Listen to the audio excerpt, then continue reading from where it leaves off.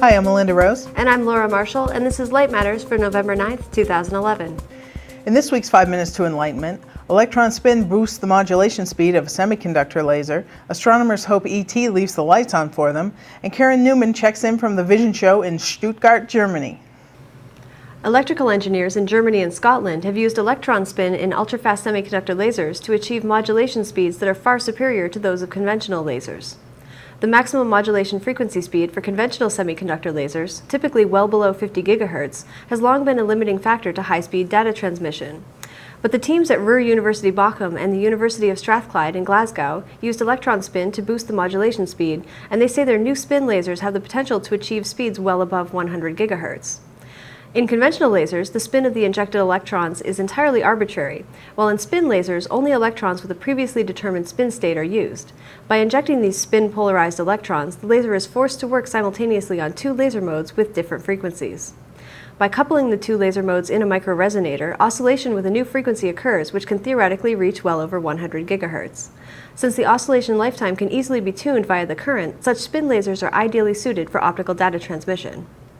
In the search for extraterrestrial intelligence, astronomers have hunted for radio signals and ultra-short laser pulses.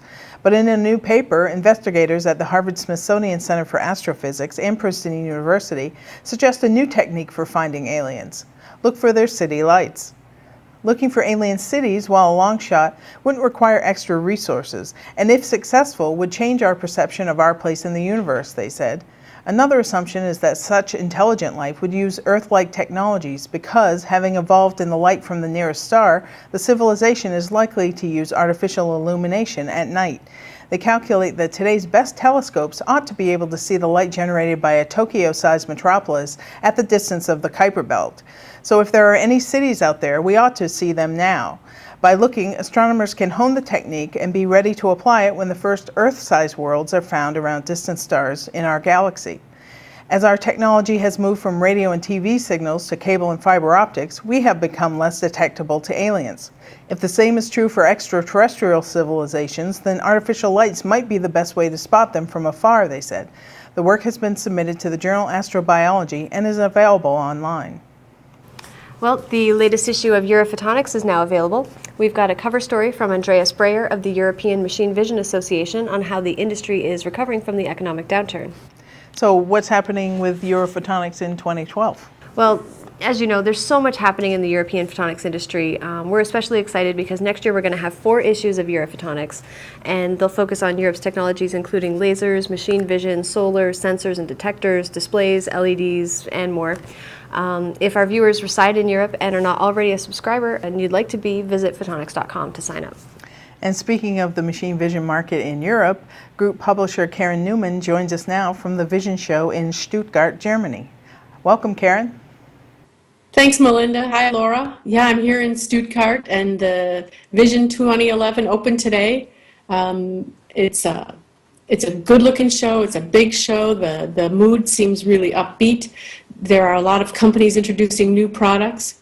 I was able to sit in on a conference of the show organizers, and they were recalling the 2009 show, and they said that was a show where all people talked about was the recession and what the industry could be and where it was headed. So today's a very different story with about 8.4% growth in the number of exhibitors, and I think a pretty upbeat show. And what is new this year at the show? Well, this show is all about finding new markets for machine vision. And one newer market for machine vision is medical technology.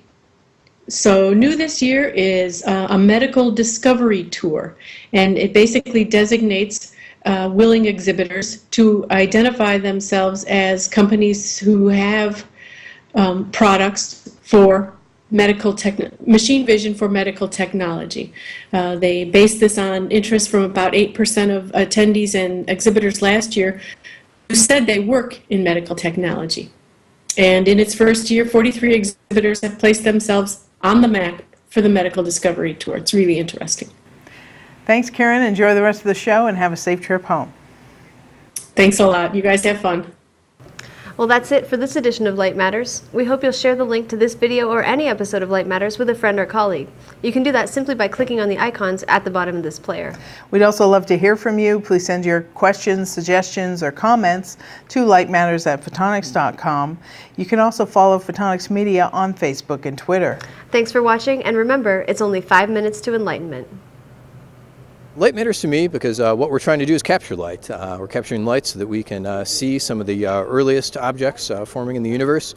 The project I support right now is the James Webb Space Telescope, and we like to call ourselves the first light machine. So we hope to capture some of the first light from the earliest stars and show that to folks. I'm presenting a couple papers today on a structure we designed and just finished testing at Goddard that will support all the science instruments for the James Webb Space Telescope.